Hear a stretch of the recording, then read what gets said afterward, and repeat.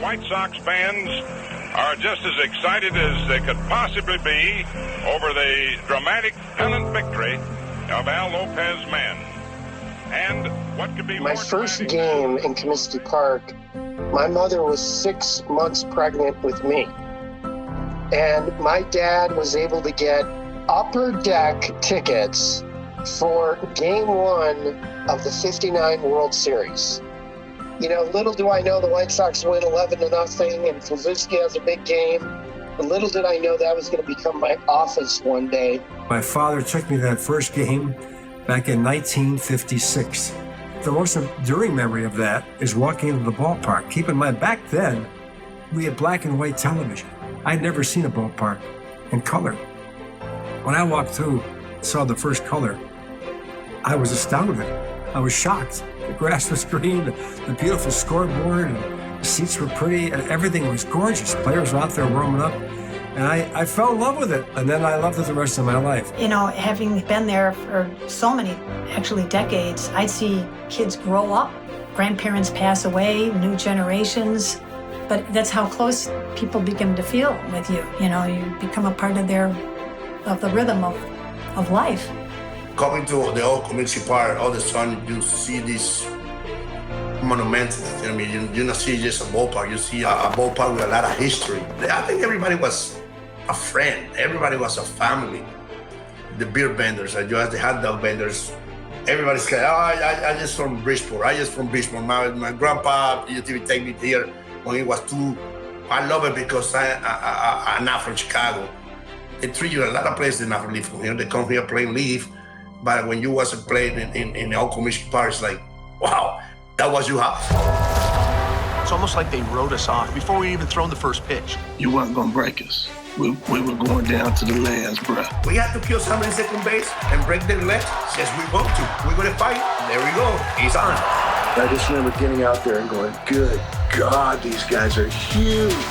This club, suddenly, we thought we had a chance to beat them. When you're playing baseball in a place that you know is special, you didn't take that kind of stuff for granted. People didn't leave the park. They just wanted to stay there and absorb the sights and the smells. Welcome to Comiskey. Check your troubles at the gate.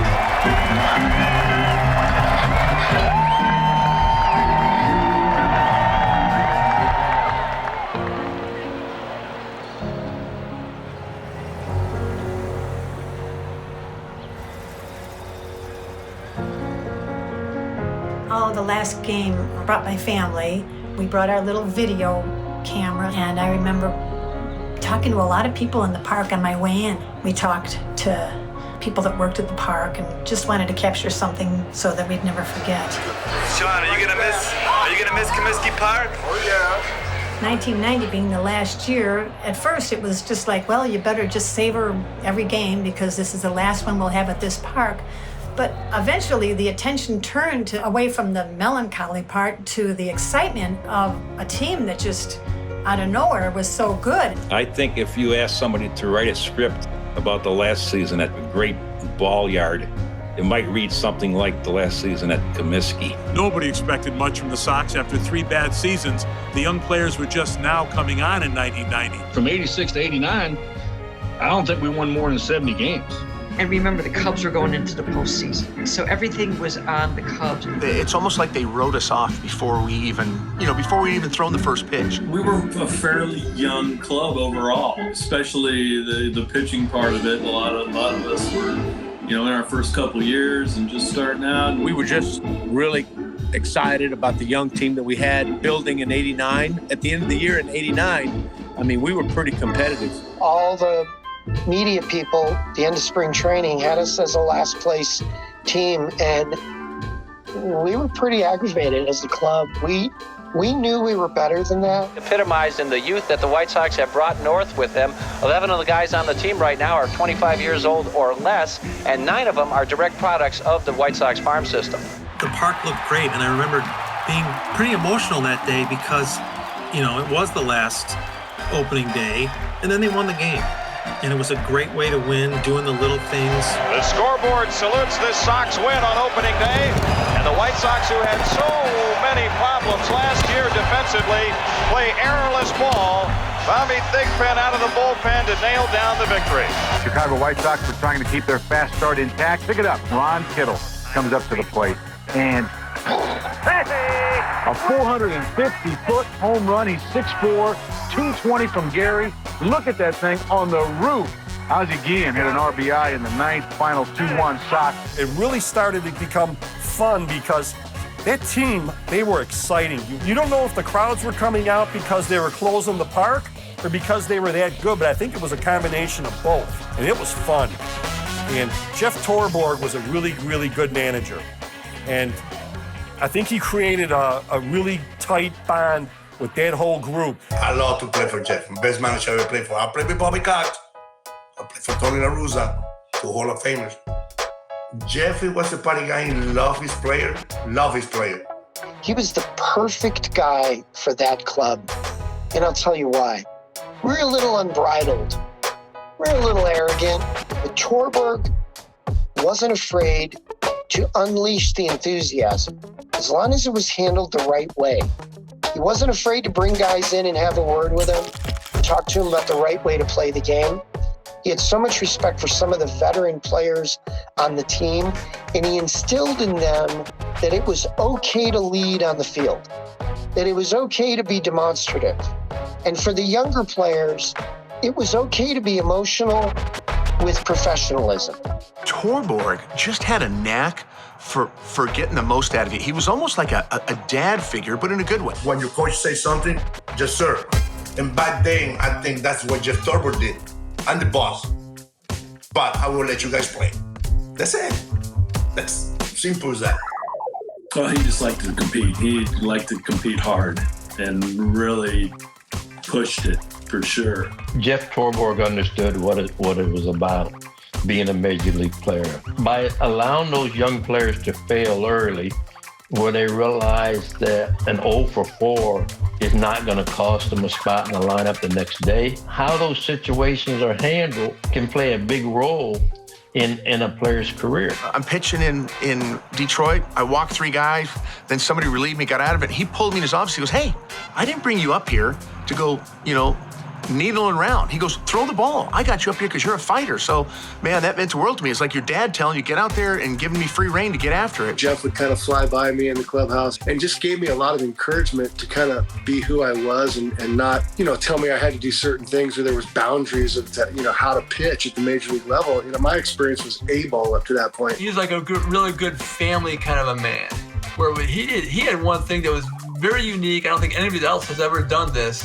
During the season, wives and family cannot fly with you on the team plane for most teams. Torborg said that if you're married, your wife can come with you on the flights. I loved having that. I loved having my wife come with. It was great. He wanted the team to be family. He was smart enough to know that every player is not always going to get along with every other player. Every player doesn't act the same way off the field or on the field, but he still wanted any problems to be taken care of in-house. If you can get that closeness, then you really have something. Let me tell you this about that team we had, okay? They did not let me go out at all. And that's what messes up a lot of the guys, when you play in big cities. You play the game and you go out, blah, blah, blah, blah. No. They did not let me do that. I love all those guys to death to this day. Ozzie, all of them. They made me go home every day. That's love, man. That's love. When we put all uniform on, it was all by the White Sox. Soon I walk to the clubhouse or we walk to the club, you all my family. A real family, not a fake family. But nowadays, I hear people, we're a family. Oh, shit, you can hate each other. I know. You're a family when you're winning, but when you're losing, you're like, man, listen, no. We was family. We get drunk together, we fight together, and we was there together for everyone. And that's a fact. I'm not making that thing up. I'm nobody going to talk to me about baseball, especially Chicago White Sox baseball. No one.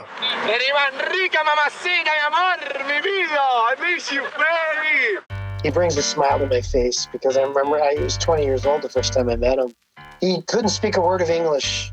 And let's just step back. So the late Jerry Krause was assigned to find us a shortstop. And Jerry worked with me in the front office on a daily basis to schedule looks on all the top shortstops in the minor leagues.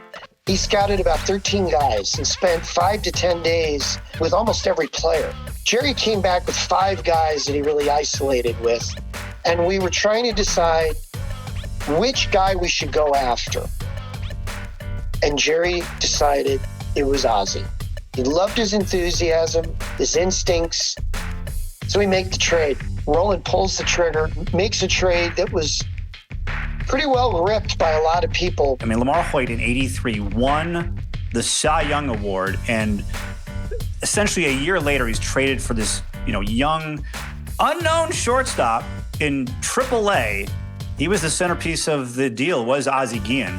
All eyes on the South Side were on, okay, we just gave up LaMarr Hoyt. This Ozzie Guillen guy better be something.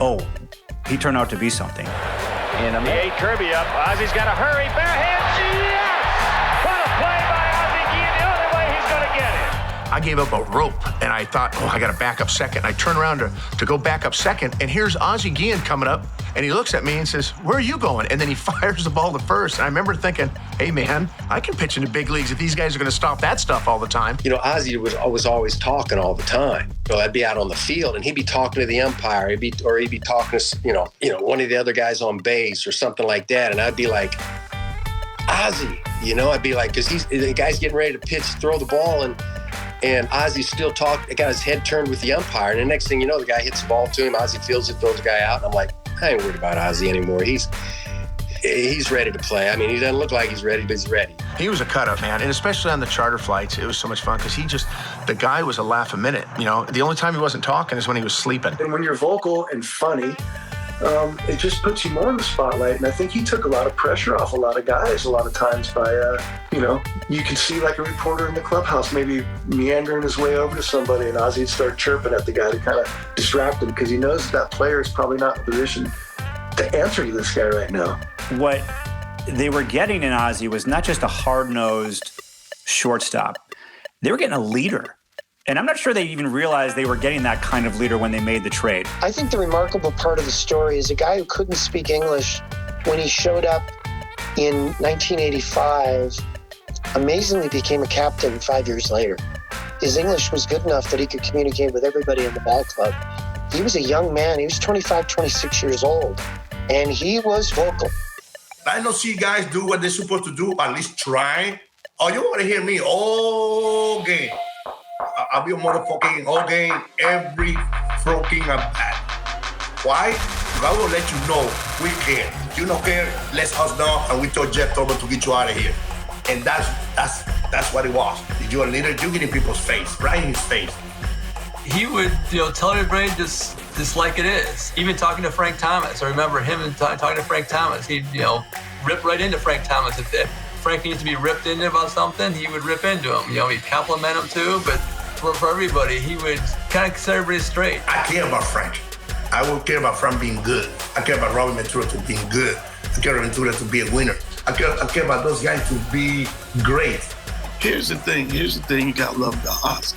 Ozzie talked about everybody. Didn't discriminate one bit. But he talked about himself too. If he sucked, so you gotta love somebody just like that. But Ozzie was pretty much running the clubhouse. Every at-bat counts. Every pitch counts. And I don't see anything, even 2005, I don't see anything like that. No.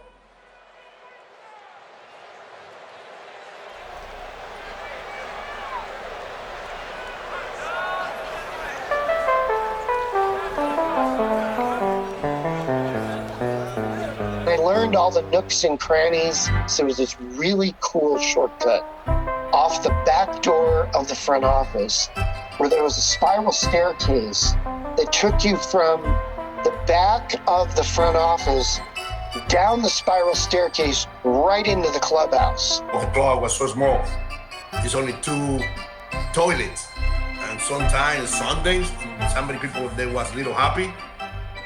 You gotta wait. They put a cage in, but it was up above the clubhouse, and you had to go through the spiral staircase to get to it. Batting cage for the Sox was behind third base under the stands. And in order to get there, the players had to walk through the crowd. Guys would go up there before the game, get their swings in, their flips in. Just an old dusty cage.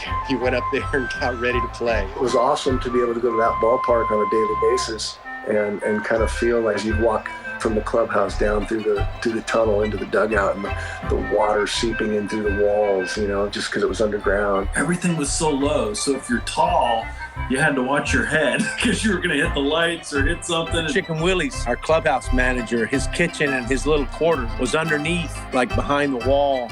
I mean, it was like a triangle. It was like you had to actually walk sideways to get to where his oven and his stove and just where all of his equipment was. And we'd have ribs, chicken, black-eyed peas, collard greens, fried bologna. Chicken Willie was the best, man. Chicken Willie is a legend, icon, White Sox icon, cooking inside the clubhouse, in his own room.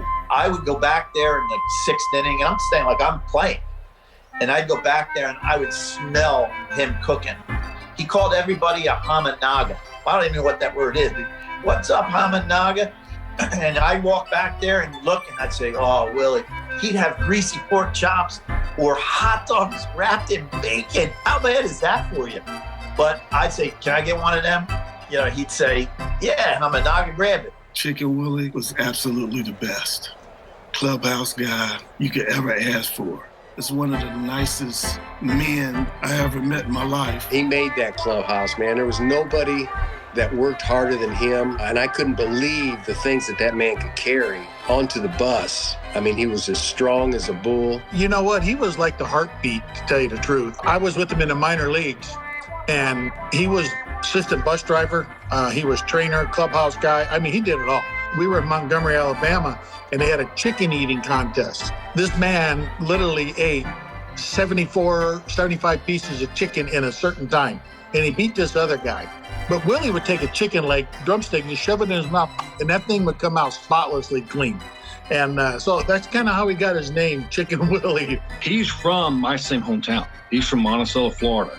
He would write Monticello on my glove. He would write Monticello on my shorts. Every shirt I had, he'd write Monticello across because that's the hometown where we're both from. I just remember this infectious smile and laugh that you could hear, especially in the stadium during batting practice. And you could hear Chicken Willie, and he would roam around the stadium, and you could hear him laughing.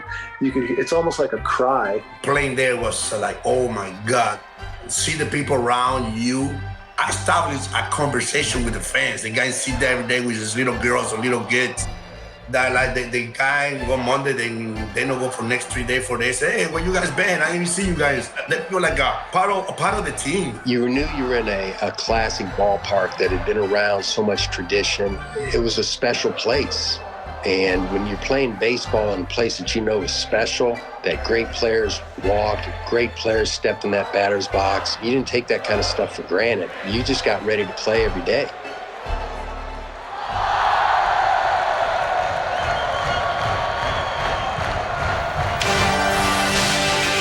The defending world champion Oakland A's, as expected, atop the American League West, but facing a big challenge from a surprise contender.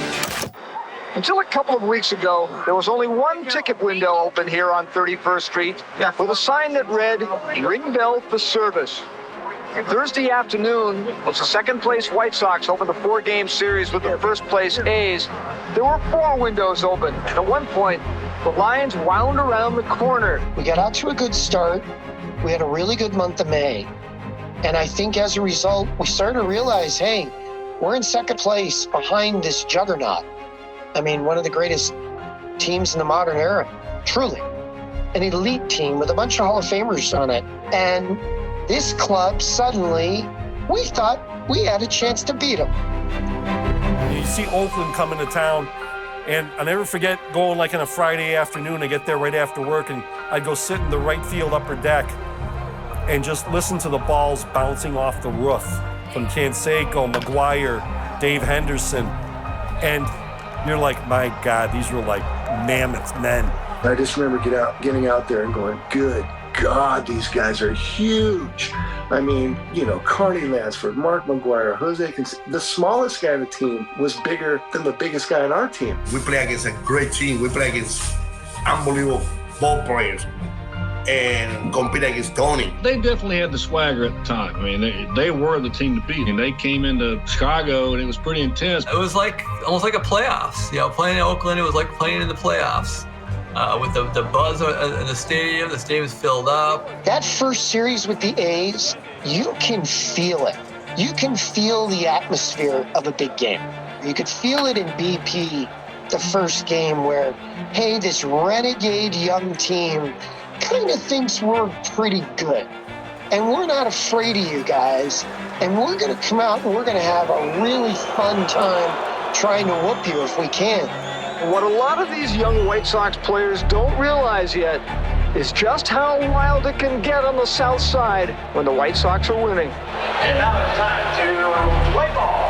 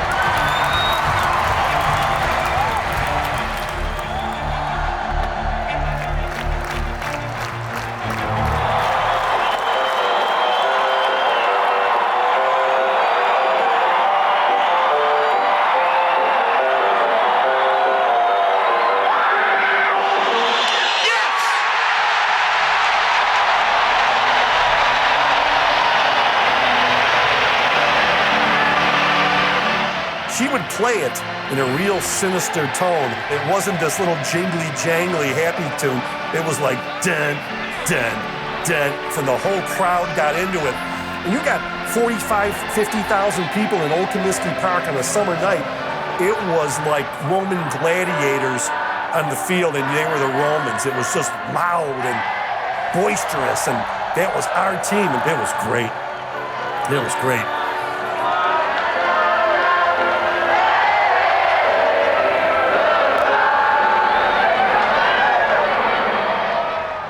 Right around up there is where Nancy Faust's organ loft used to be. And that was just great to be able to see her and say hello to her. And Nancy really contributed to the festive atmosphere at Old Comiskey Park. I mean, think about it. She invented nah, nah, hey, hey, goodbye as a see you later to an opponent. She's a Chicago legend, let's face it. She brought so much energy to that ballpark that it's incredible that what she did. Seeing her, even on television, when they used to have shots of her with that, she's so beautiful playing that organ, and you just get swept up in the joy of it. I was fortunate to be able to fill in for my mother, who wasn't able to make a job, playing at a function that was attended by the general manager of the White Sox. His name was Stu Holcomb. And he heard me play, and he liked what he heard. And like the next year, he called me and he said, "We'd like to have you," just like that. Well, at first I did what Stu had asked, and he wanted state songs for each player. That was very easy. I then learned a few terms, like when the pitcher was taken out, he was going to the showers. Somebody told me that term. So then I played my range songs, like "When April showers come your way," I would do something like that. And I think one thing that really reinforced was listening to the radio broadcast my second year when Harry joined the broadcast team. If he said something that would trigger a song, like, "They gotta carry me out of here because I'm bored." And I played something like "Carry Me Back to Old Virginia." And I remember him saying, "Well, listen to that organist, picking up on that. Who is that person? Ought to bring that person in behind home plate where we can, get to know her." And I felt like I had a whole village working for me. I was probably reinforced by fans that started coming over to visit me, and they'd say, "Hey, that was clever. How about trying this?" Once the game got going, people would just come up with great ideas, like slowest player, or somebody's going out with Madonna, or a lot of things that I wouldn't have known if it hadn't been for all this feedback. She was very smart with it, and the organ music back in that day was really cool, and she was probably the best one doing it. She brought something that I hadn't experienced at a Blackhawk game or a Cub game. It always felt like no matter how good they were, you were at a roller rink. Nancy brought something else, though. She was another level. A guy would get picked off first base, and Nancy would start playing The Wanderer by Dion because he had strayed off the base and he got picked up. The first time I'd ever heard that na na na na na na na na, hey hey hey goodbye, I was shocked. It seemed like it was lack of sportsmanship at first, but then I looked around and the fans are into it. They're shouting and they're singing along. You know, that was kind of one of our goals, was to knock these pitchers out of the ballpark so we could hear the song. It was so much fun, right? Because you knew when that started, right, that we were doing good. I was there in '77 against Kansas City when the onslaught of home runs and victory by the White Sox led the fans to singing "Na Na Hey Hey Goodbye," where they were telling the visiting team, "So long, you are beaten." Which was perfect for the 77 Hitmen because they said goodbye to a lot of baseballs going in the stands, and they knocked a lot of pitchers out, saying goodbye to those pitchers. The 1977 season just came out of nowhere. There were no expectations going in. Bill Veeck came up with a rental player. You know, he signed Gamble, for the 1 year. He signed Zisk, who had 30 home runs. The Southside Hitmen were very exciting because they hit so many home runs. Back in those days, 31 home runs, and after Gamble hit to lead the team really meant something because their ballpark was like the Grand Canyon, and so were a lot of other ballparks. All of a sudden, home run after home run after home run. Somehow they managed to get into first place and stayed there for about a month and a half. Even though they finished 10 or 12 games behind Kansas City, they still won 90 games. And that was just a huge impact. Every night was like a party. Like when Bill Veeck owned the team, it was like you had 81 home games and he was throwing 81 parties a year and they were going to be fun. They didn't win the World Series, but they led the league in home runs and fun that year. Nancy Faust really was surging to the forefront with entertainment. And she really captured that club. I mean, that club, a lot of the excitement was her just getting in a zone where she really knew her role. And that ballpark, that na na na, hey hey, that exploded. Somewhere in my 30s, I was realizing I really like the organ. One day it just crystallized for me. The reason why I like the organ so much is because of Nancy Faust. I was raised on the organ, going to White Sox games. She was a celebrity, and she never felt like she was a celebrity, even though she was. She always was grounded. Nancy's playing to the player, the situation, the times. Those are unique that you don't have now. The walk-up songs was something I always enjoyed at the old yard. I think my favorite was when Dave Winfield came up. The Yankees were in town, and he had just signed his big contract, and Nancy played, "We're in the money, we're in the money." How appropriate was that? God, I miss that so much. Just the organ and the when she did the Harold. By the way, Dick Allen was her favorite player, and when he came up to bat, she would play Jesus Christ Superstar, which is exactly what he was, a superstar.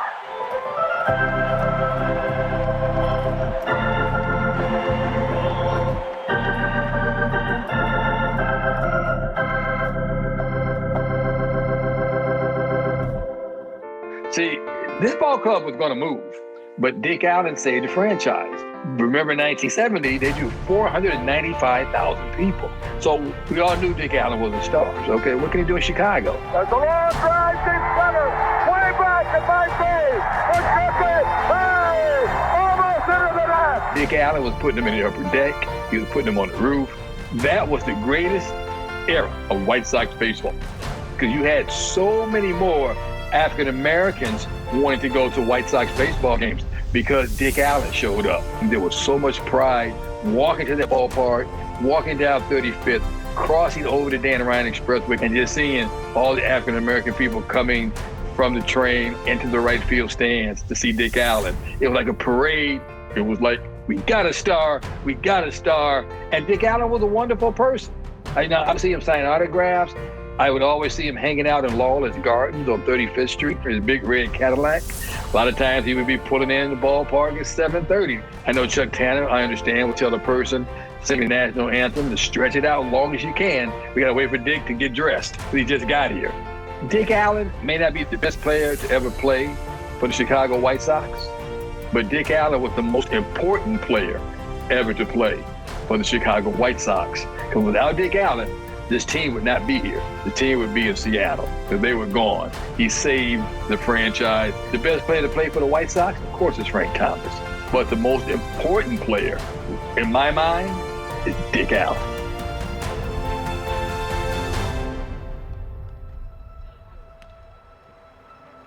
That was the ball.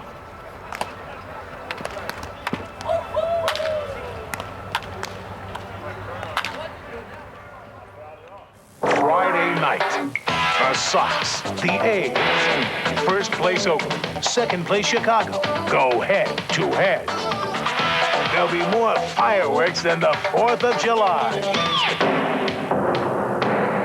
Ricky Henderson and the Oakland Bash Brothers, Ozzie, Pudge, and the Sox. Be there for the Bash by the Bay. The Sox versus A's.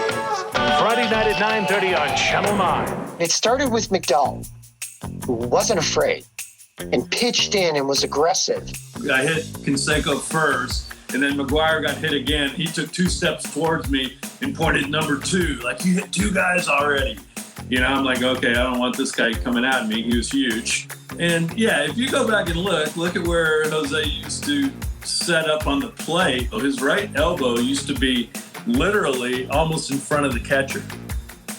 So, you know, you throw a ball middle in and he didn't move out of the way, he was going to get hit anyway, and that's pretty much what happened. The other one, I threw a fastball inside to McGuire and it, you know, traveled a little bit inside. He didn't get out of the way. It wasn't like I was throwing it, guys. In, out, up, down, back and forth. That is pitching. You know, if you can cover all sides of it, if you can get a guy in a position where he'll swing at a pitch a little bit off the plate or jam himself on a pitch inside when he maybe is looking at my splitter outside or looking for a fastball outside, then it's good to go in on him. And so, you know, that's sometimes the way it goes. I think they were just trying to intimidate us like they did every other team that year. Once you get a bunch of young guys and all of a sudden they see they can compete with the best in the league, like it starts to snowball from there and just goes on and the confidence builds. We all attacked the pitcher that was out there the same way.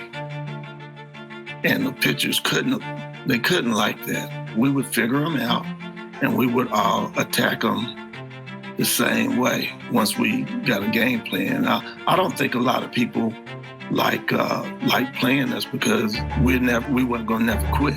If we did lose, you were gonna know that you was in a fight. We were going down to the last breath. Henderson back. Yeah! Put it on the board. On opposite field, home run by Dan Pasqua, and the Sox lead it 3-2. Yes! You know, don't nobody want to fight somebody that they know that they're going to keep coming.